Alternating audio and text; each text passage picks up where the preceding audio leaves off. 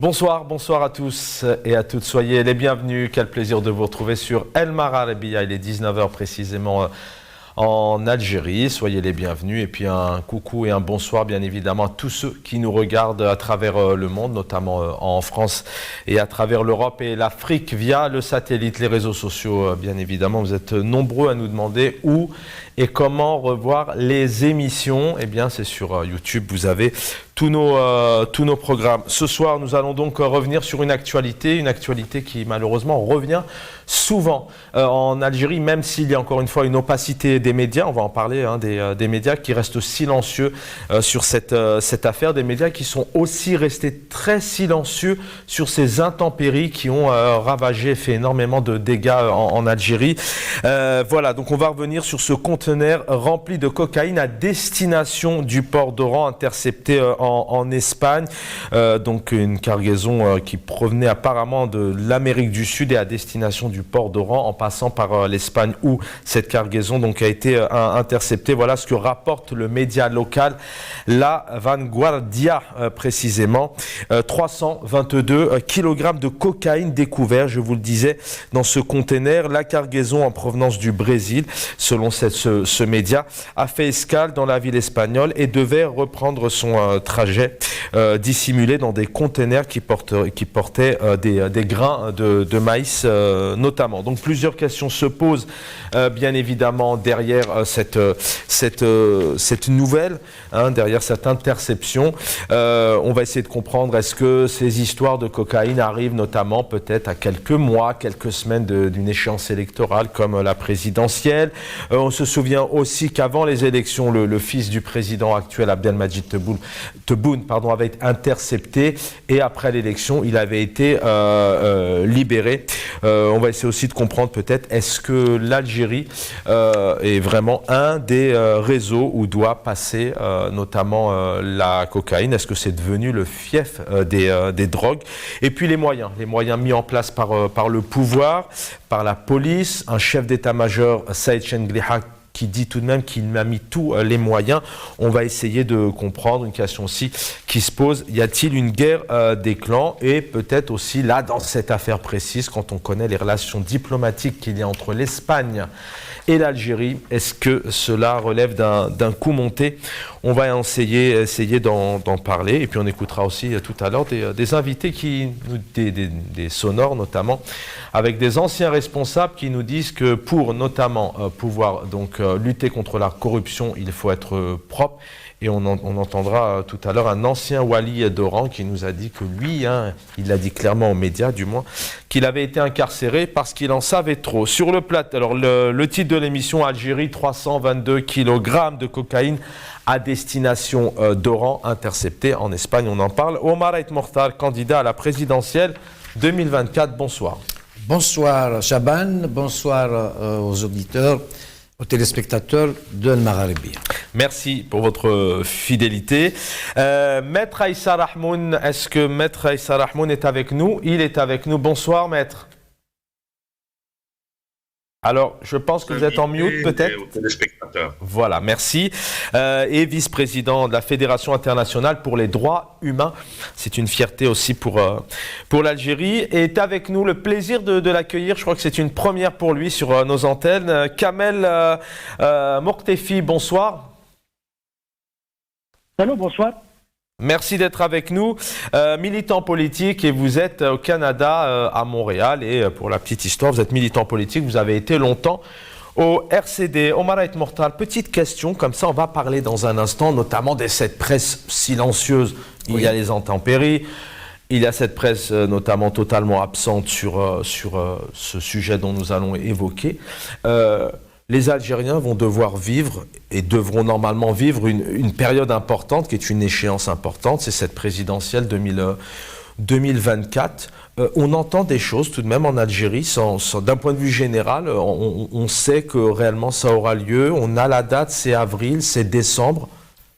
Non, il y a une date, les 5 ans révolus seront donc le 12 décembre 2024. C'est ça. C'est ça, on ne peut pas dépasser 5 ans. c'est la Constitution, il faut la respecter au moins. Enfin. Et on a des éléments en Algérie, les Algériens sont déjà dans une dynamique, une effervescence, on en parle dans les médias, il y a une tractation, il y a des débats, il y a des petites choses qui sortent. Alors moi...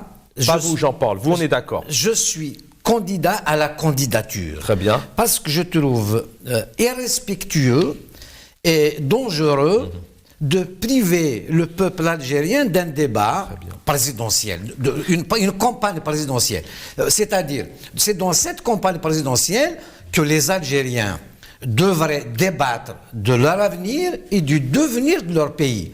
C'est inacceptable. Très bien. Et est-ce que ça, on le voilà rapidement, 30 secondes, on s'est dit tout à l'heure, parce que beaucoup nous posent cette question, est-ce que les Algériens ont tout de même le sens de cette dynamique, ou c'est l'opacité, le silence creux, et je ne vais pas faire de comparaison avec d'autres pays, mais quand on a des pays à peu près organisés en termes de politique, où il y a un réel système politique, un an et demi après, les médias, la presse, tout le monde en parle. Est-ce que les Algériens le vivent ou pas? Franchement, d'abord, je vais te faire un scoop. Je suis le premier candidat déclaré. Il paraît que la Mamra est candidat, ce qui est une très bonne chose d'ailleurs. Vous avez l'info d'où? Ça, c'est un scoop. J'ai toujours gardé le secret sur mes sources. Mais, donc ça, c'est confirmé. L'ancien ministre... Faites-le, appelez la Mamra, il vous le dira. Donc moi, je veux dans ce scoop. Par contre, est-ce que les Algériens, est-ce qu'il y a une effervescence? Moi, je vois, depuis ma déclaration, je vois beaucoup de commentaires, je vois la presse marocaine, parce que j'ai parlé des relations justement algéro-marocaines, donc qui s'intéressent beaucoup à ça, la presse libyenne aussi, et puis les Algériens comme d'habitude. Mais pas la presse algérienne en tout cas, on les a pas vus. La presse algérienne, pour l'instant, à part vous, c'est le silence radio, comme d'habitude, ils ont peur d'en parler. C'est parce qu'on leur a dit ça. Par contre, il y a une chose très intéressante, c'est qu'il y a trois types de commentaires. Il y a des gens qui saluent mon courage, il y a des gens méprisants, toi tu vas devenir président, machin, et tout ça. Bon. C'est la politique. Je suis armé pour ça, et t'en as quelques-uns bien sûr, qui veulent dire on reste où on est, le statu quo. On y reviendra sur le contenu. Je vous ai signe de mettre fin quelque part. On reviendra vraiment sur le contenu, sur vos propositions, mais je voulais vraiment avoir vous qui vivez aussi en Algérie, savoir si réellement sur le terrain, mais on a compris et on le sent nous-mêmes que c'est totalement le silence. Une photo, c'est celle de Tahar Djaoud, paix à son âme, Allah yarhamou, qui est mort officiellement le 2 juin 93. Il est décédé après donc avoir subi un attentat. Il a été donc assassiné. Ça a été le premier de cette décennie rouge, notamment de tous ces Algériens et ces Algériennes qui ont subi cette période. Il est né en janvier 54, certainement le 2 juin, où il a perdu la vie. On y reviendra, mais il était important de saluer sa mémoire. Maître Rahmoun, bonsoir. Oui, bonsoir. Rebonsoir. D'abord, on vient de... l'actualité aujourd'hui est dominée, même si personne n'en parle. Elmar Arabiya, bien sûr, souhaite en parler, puisque c'est un sujet, d'abord c'est un fléau, c'est un sujet de société. Quand vous apprenez qu'une cargaison a été interceptée, 322 kilos de cocaïne qui arrive du Brésil, qui devait donc atterrir à Oran, une réaction? La première des réactions, ce n'est pas une nouvelle en termes de ce type de transaction, de ce crime international organisé qui est le crime organisé des stupéfiants. Il me semble que la mémoire de la presse nationale, des médias, mais aussi de notre élite politique et de la société civile est très courte, parce qu'on a vécu durant des années la fameuse affaire du général Kemal Abdelrahim, qui a défrayé les chroniques, et on avait vu beaucoup de responsables comparaître devant la justice.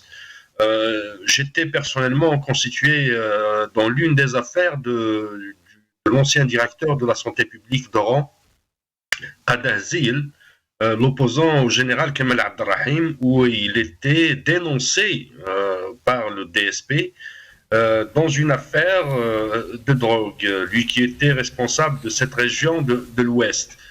Donc l'Ouest qui est diabolisé et qui est indexé par soit l'opinion publique, soit l'opinion, les discussions sociétales, mais aussi par le fonctionnement des institutions.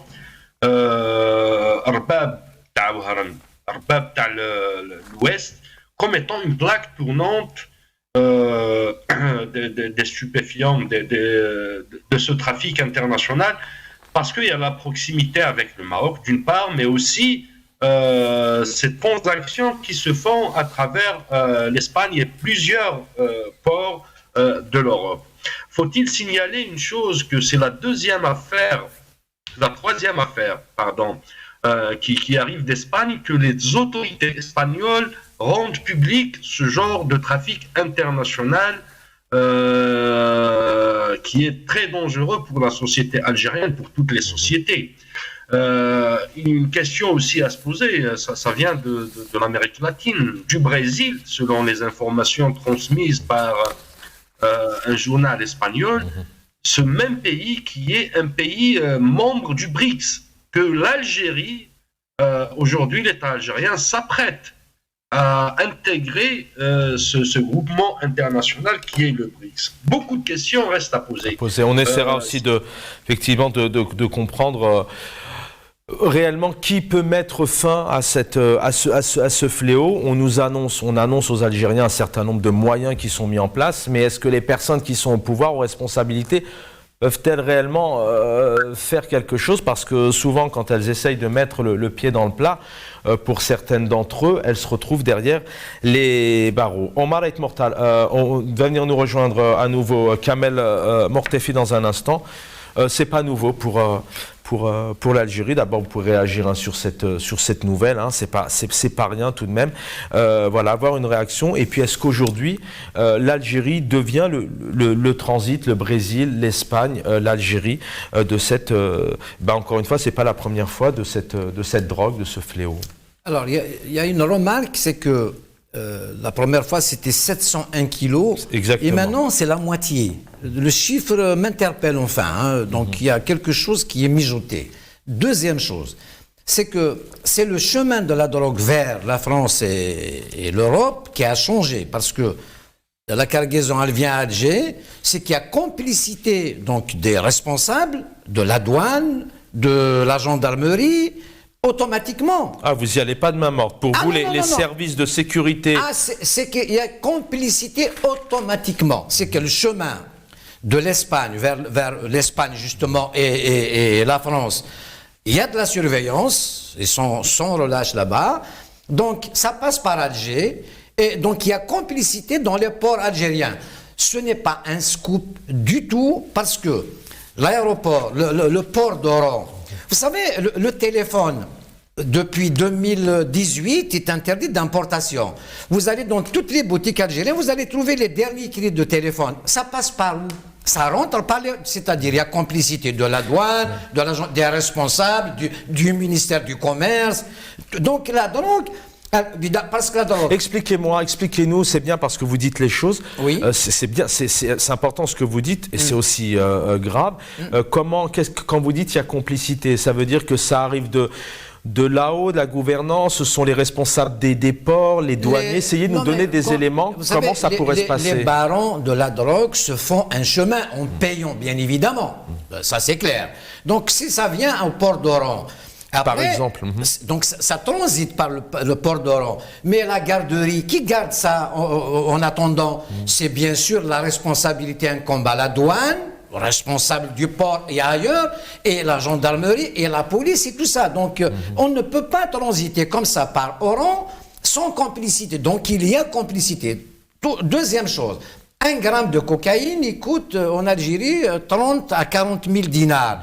Ce n'est pas le petit peuple qui consomme ça. Donc il y a une certaine quantité pour l'Algérie, c'est les fils d'eux et tout ça, ceux qui ont l'argent facile, qui consomment cette drogue.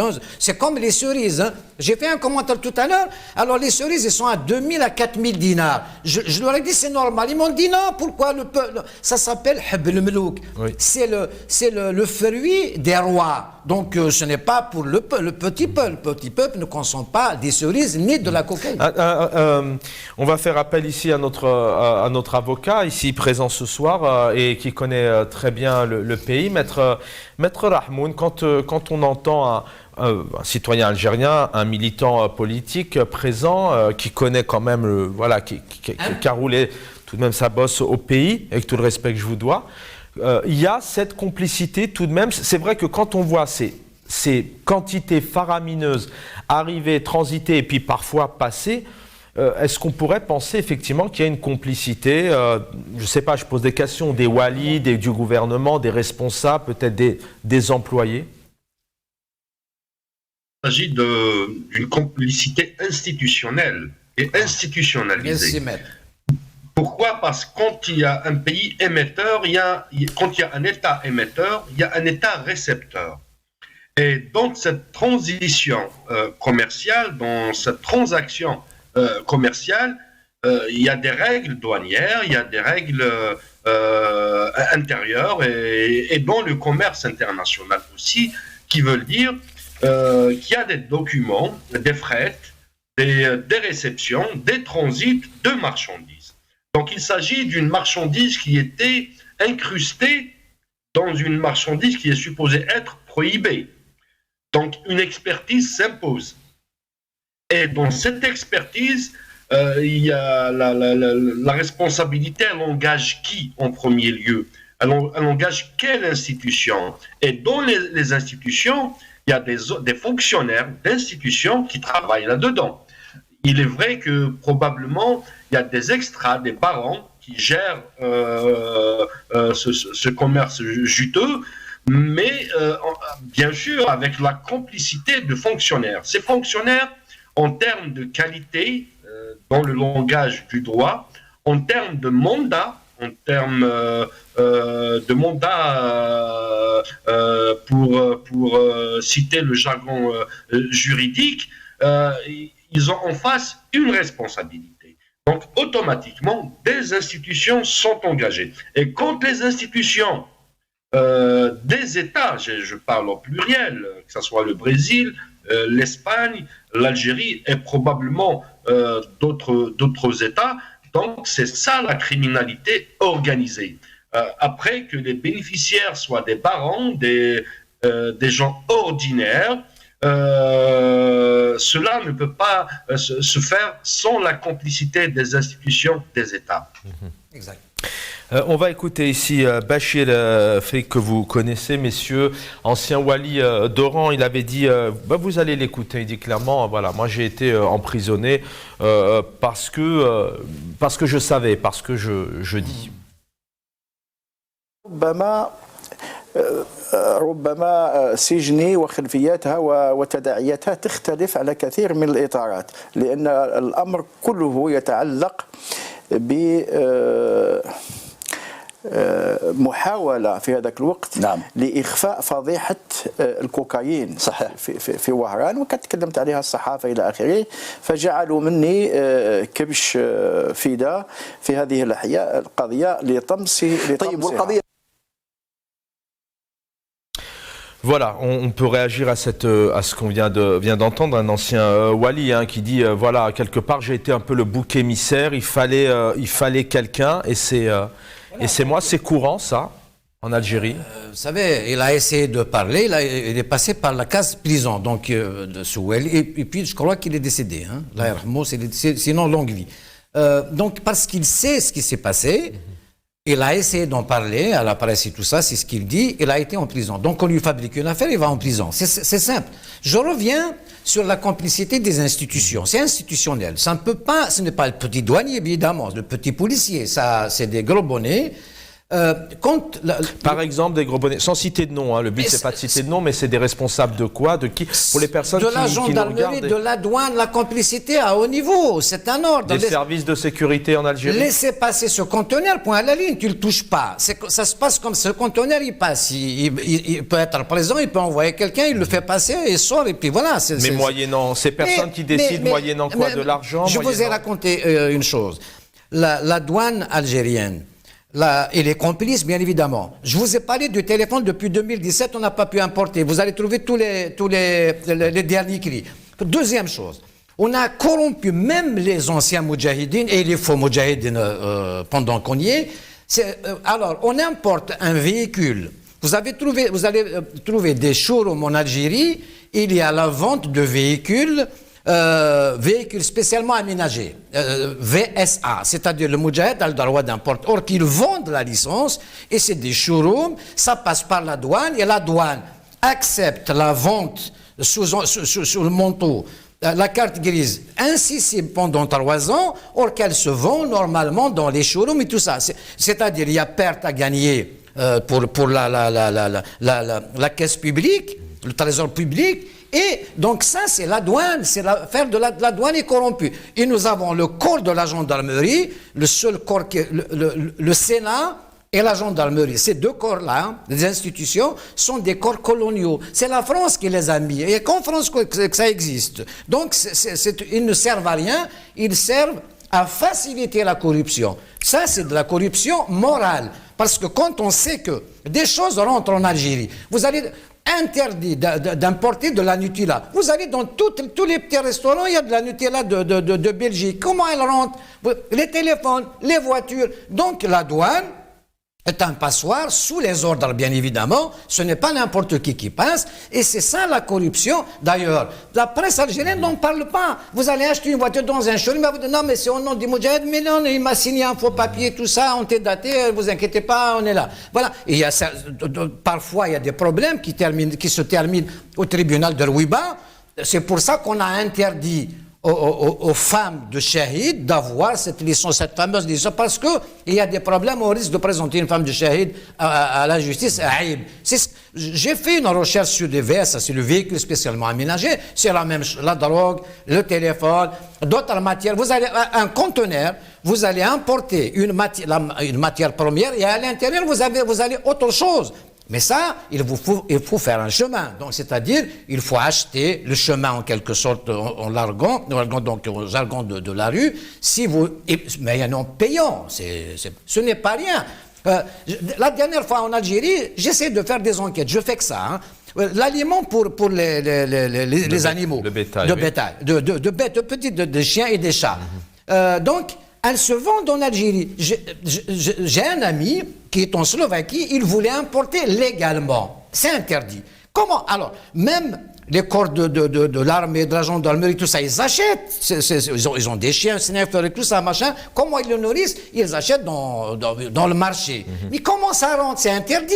Eh bien, à l'intérieur, ils déclarent une matière première. Or, dans les conteneurs, il y a donc des aliments qui sont interdits à l'importation.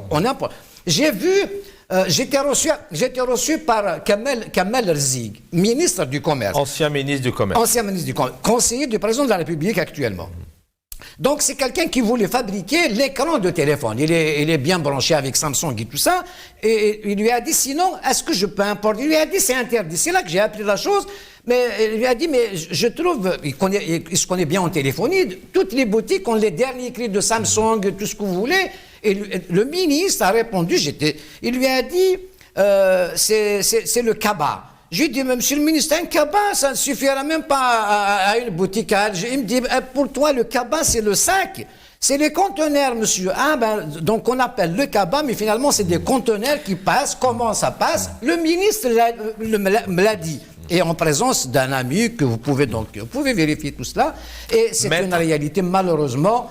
Et il y a perte à gagner pour le trésor public. Déjà, on interdit l'importation. Voilà ce que c'est qu'interdire l'importation. On interdit l'importation pour faciliter l'importation sur le manteau. Vous comprenez? Maître Rahmoun, on comprend encore ce soir malheureusement qu'il y a de la corruption avec de la drogue en Algérie, avec bien évidemment vos expériences, vos analyses. Alors, qui peut lutter contre ce fléau? On a quand même des services de sécurité, des responsables de la gendarmerie, un président aussi de la République qui dit clairement qu'il fallait sortir de cette corruption, même qu'il avait dit clairement que c'était même limite terminé. Dernièrement, on a consacré toute une émission. C'est quoi? C'est un problème clanique, tout le monde se tient. Si à un moment donné, un responsable de sécurité sort un dossier, il se fait comment? Malgré qu'on nous dise Alors, Maître Rahmoun va répondre et vous répondez juste derrière. Non. Mais les services de sécurité sont occupés à surveiller les terroristes du MAC. Ils n'ont pas le temps. Vous pourrez réagir derrière. Effectivement, il y a des gros dossiers derrière les militants, peu importe leur bord. Réaction, s'il vous plaît, Maître Rahmoun. À ce sujet, il y a ce qu'on appelle les mécanismes de lutte et de protection. Les mécanismes de lutte et de protection, c'est des mécanismes qui sont législatifs, bien sûr. C'est des instances que le législateur a adoptées au niveau du pouvoir concerné, qui est le pouvoir législatif. Mais aussi, il y a les instruments pratiques, qui sont les agents de protection et de sécurité. Alors, l'Algérie, elle a signé beaucoup de conventions de lutte contre les stupéfiants, notamment la convention de 1961 d'Italie et la convention, si je ne me trompe pas, de 1967 aussi d'Italie, et le protocole facultatif de 71 de Genève. Donc, à partir de la signature de ces conventions, ça devient une loi que le législateur doit appliquer à travers des dispositifs pénaux, mais aussi à travers des instances. Il se trouve qu'en Algérie, il y a tout un corps qui est mis en place pour combattre contre ce fléau. L'organe national, l'institution nationale de lutte contre les stupes et la dépendance et la protection des citoyens, mais aussi des textes législatifs, la loi 06-04, si je ne me trompe pas. Alors, dans ce dispositif, dans cette mécanique législative, il se trouve que l'Algérie s'est munie, à travers les textes, bien sûr, s'est munie d'une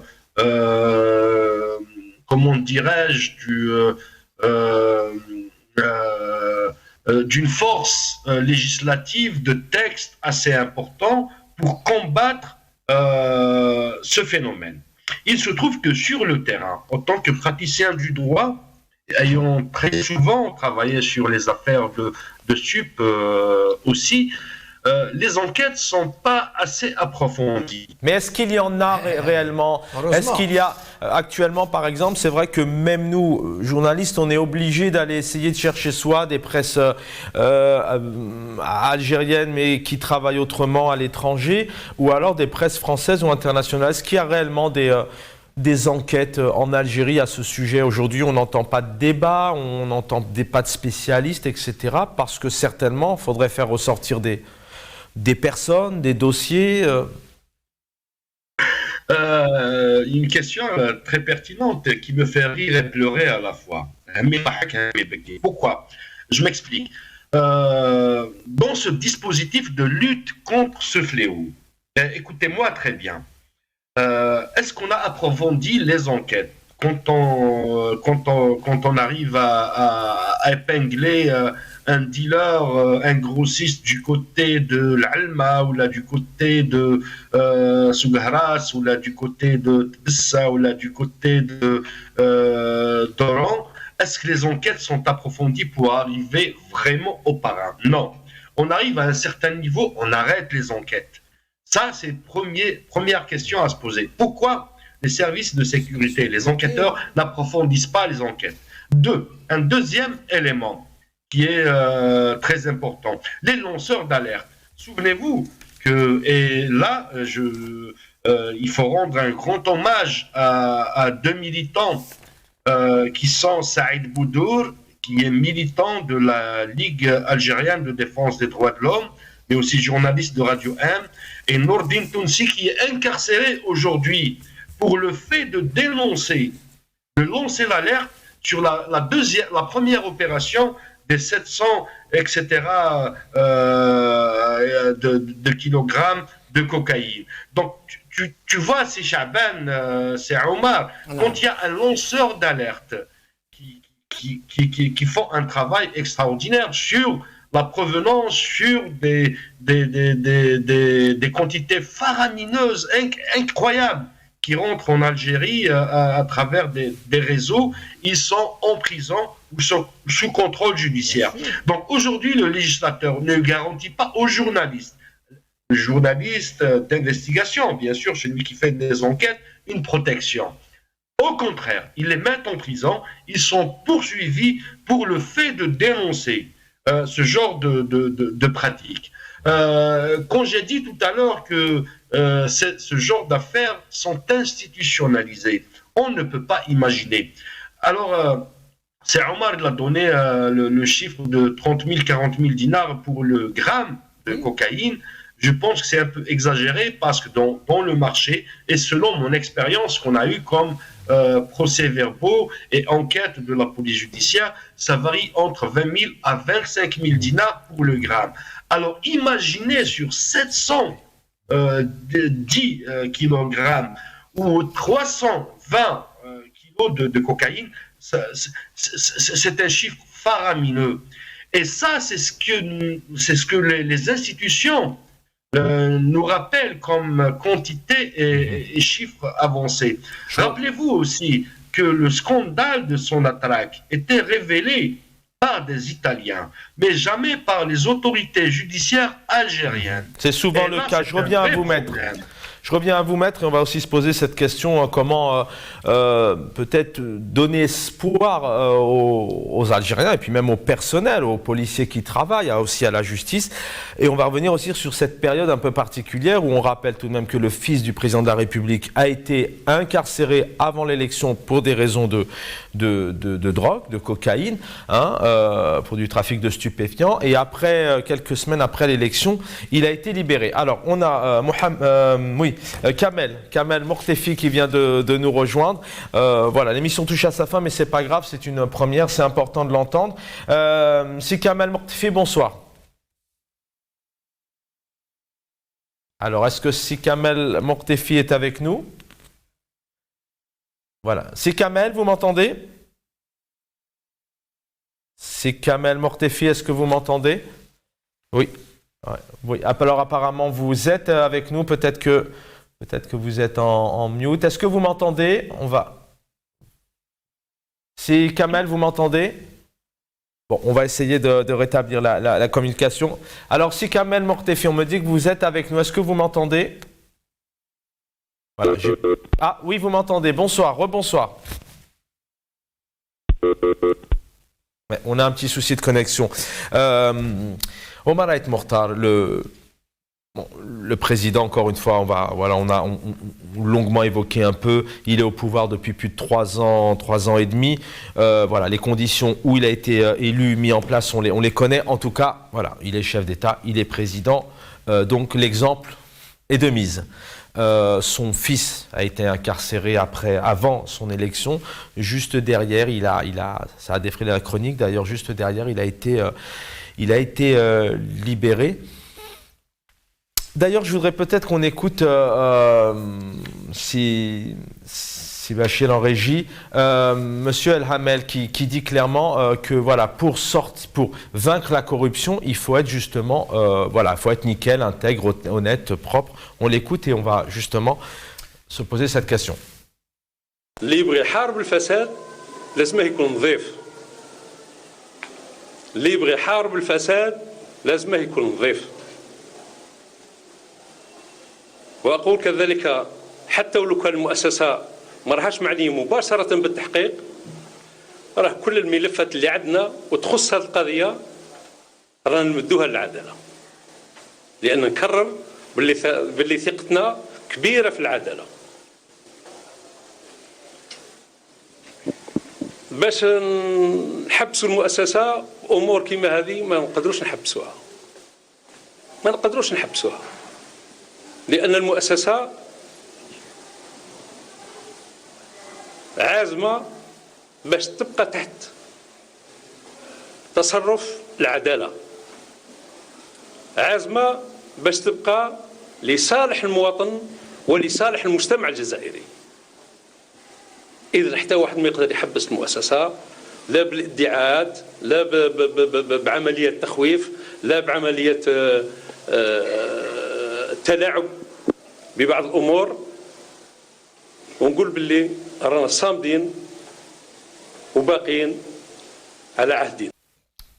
Chaban, je vais te faire un témoignage parce que je ne cherche pas à plaire ou à défendre qui que ce soit. Le Hamel, quand il a dit ça, il a attaqué Gaïd Salah. Hein? C'est clair, net et précis. Deuxième indice, par mes recherches, mon investigation personnelle en Algérie, je fais que ça d'ailleurs, c'est que le corps de la police ne savait rien de ce qui se passait dans cette affaire de drogue, hein, de 701 kilos. D'ailleurs, les officiers de police ont été mutés. Personne n'a été arrêté. On savait qui donc le Hamel, et puis le Hamel, autre chose. Il a subi les affres de la justice algérienne. Il a subi les affres de la justice algérienne. Une justice spectacle. On a emmené toute sa famille, et puis, sa famille en prison. Sa femme, sa fille enceinte et tout ça, c'est de la police, c'est de la justice spectacle. Politique, de la justice politique. C'est du clanisme. C'est pas pareil. Ce n'est pas pour défendre le Hamel, mais dans cette affaire-là, il a peut-être raison, et sa famille. Donc, et en plus, la justice algérienne, entre guillemets, aujourd'hui, comme c'est Gaïd Salah et Wassine Bouazek qui l'ont arrêté, logiquement, ça ne serait jamais une vengeance, c'est une vengeance. Il l'a mis en prison. D'abord, il a exigé son départ. C'était facile, il avait du poids avec les Bouteflika. Et il l'a mis en prison. Et toute sa famille a suivi avec tout un spectacle et tout ça, de son frère, sa famille et tout ça. Et la police, c'est un témoignage, la police, donc le corps de la police au port d'Oran, n'avait rien à voir avec ces 701 kilos. Je dis bien les 701 kilos. Le reste, je ne sais rien. Et tous les officiers ont été mutés du port d'Oran. Et le Wali qui a essayé de parler, il a été emprisonné, on lui a fabriqué une affaire.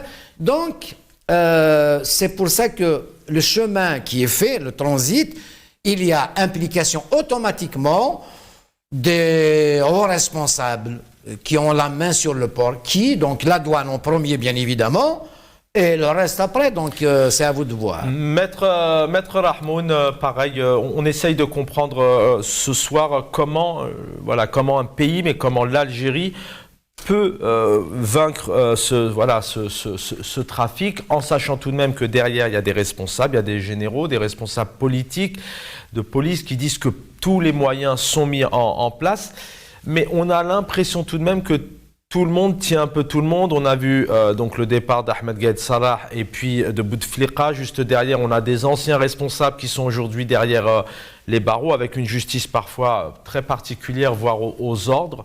Peut-être un détail au niveau de la justice. Est-ce qu'une justice est possible en Algérie avec ces personnes qui se tiennent apparemment les unes aux autres, puisqu'elles sont tous mêlées peut-être dans plusieurs affaires en même temps?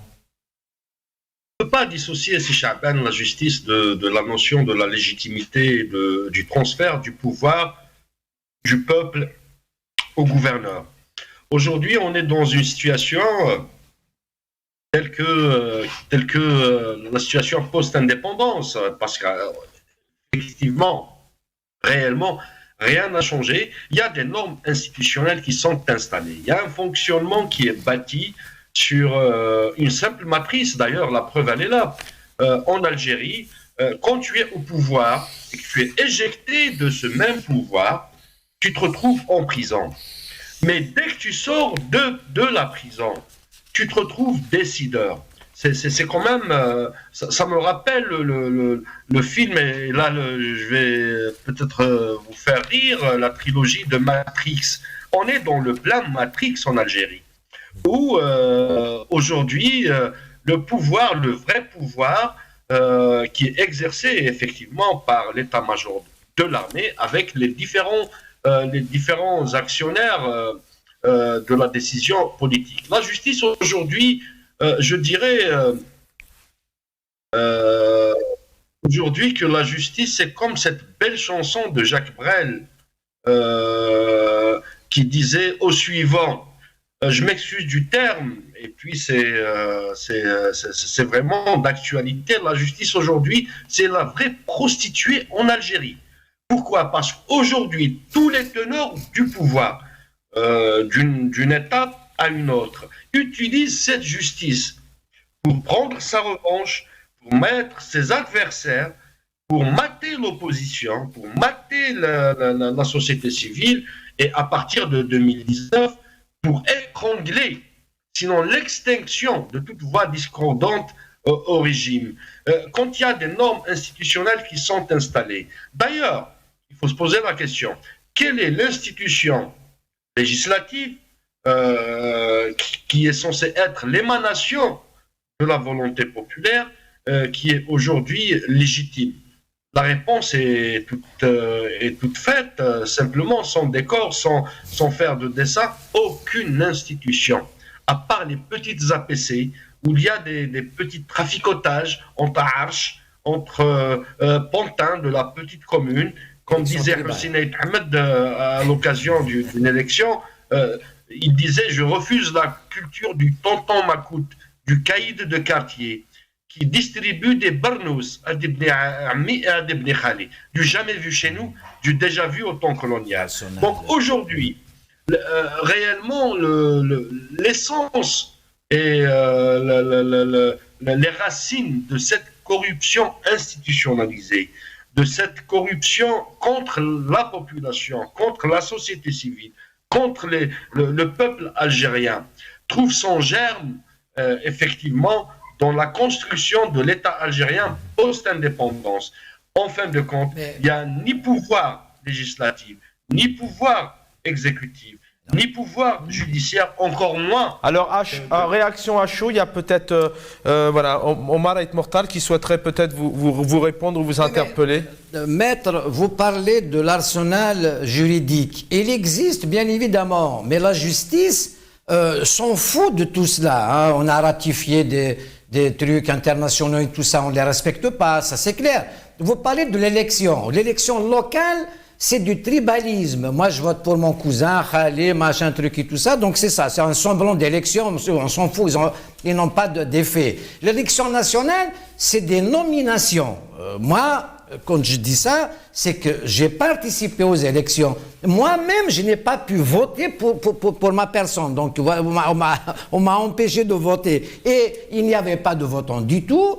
On se retrouve avec des gens placés. Donc, c'est clair. Donc, il n'y a aucune légitimité. Autrement dit, aujourd'hui, il y aurait au moins un groupe parlementaire qui aurait demandé la vérité sur ce que je suis en train de dire. Sortez à Alger. Je crois que vous vous rejoignez sur ce point. En face de l'Assemblée nationale, les députés en face de l'Assemblée nationale, vous allez trouver des téléphones dernier cri. C'est importé comment?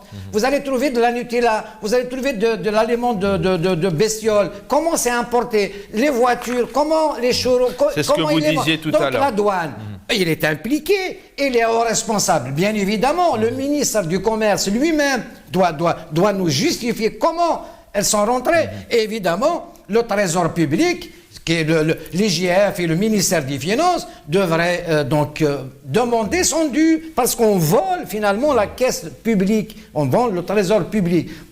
Ce n'est pas une question de loi, ça s'appelle de la corruption morale. C'est-à-dire, on sait tout, mais on se tait. Il y a les lois, elles ne sont pas appliquées. Elles s'appliquent, par contre, pour le petit. Alors, si vous êtes pris en flagrant délit, là, vous allez en tôle et ce n'est pas l'avocat, ce n'est pas maître. Je crois que c'est le Walid Oran qu'on avait vu s'en prendre peut-être à un maraîcher, enfin je ne sais plus, en tout cas effectivement il y a une double mesure.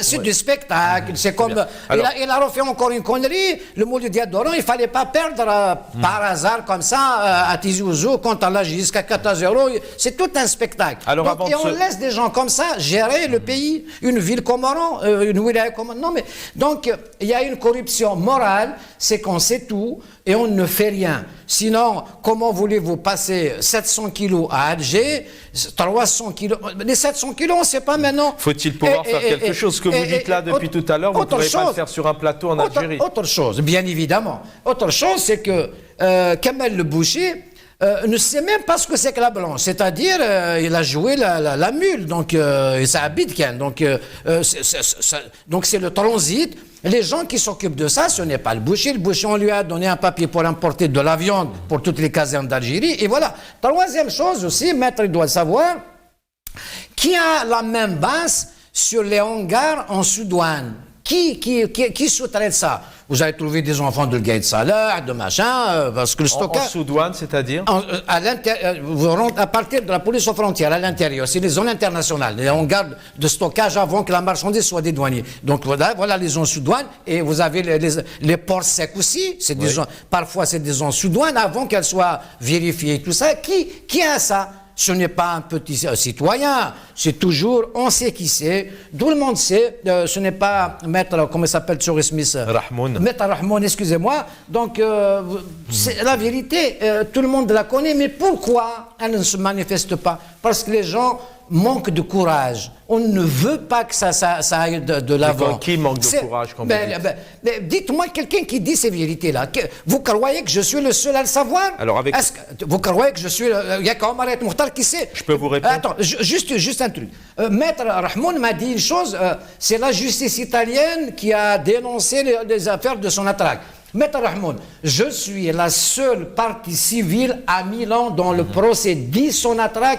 Tout est faux. Tout ce qu'a raconté la presse algérienne est faux. Je suis l'unique partie civile à Milan. Très bien. Il est 20h46. Je voudrais que... Je suis devant la caméra. Si vous connaissez quelqu'un qui était partie civile dans le procès Eni Seipem à Milan, vous me la ramenez. Le procureur, j'ai fini par avoir même son téléphone, il m'appelle. En tout cas, vous parlez, ce mot est important, vous parlez de courage, et c'est bien, et merci d'être là. Et c'est pour cette raison que je suis candidat. Quand on est candidat à une élection présidentielle, on doit avoir, parce que le président c'est un homme exceptionnel, on doit avoir le courage de dire toutes les vérités, toutes les questions peuvent être posées. Je vous dis, vous parlez de courage, merci d'abord pour votre présence, et on remercie aussi tous nos invités qui prennent la parole, parce que c'est pas facile, et c'est vrai que vous dites les choses, mais on rappelle qu'à chaque fois, Hassan El Qadi a tenté de faire un article, on sait où il est. Karim Tabou a participé à une émission le 7 mai sur nos antennes. On voit ce qui s'est passé il y a 48 heures. On a des journalistes qui ont traité notamment les dates denrées alimentaires, très bon produit algérien. Il a eu des problèmes. Les voitures, c'est la même chose. Donc merci pour votre courage, mais c'est très difficile tout de même pour les compatriotes, les concitoyens, de prendre la parole. Peut-être une dernière question, messieurs. On est normalement à quelques mois de cette échéance électorale. On a vu un président algérien revenir de Maître Rahmoun, je commence par vous, revenir notamment du Portugal.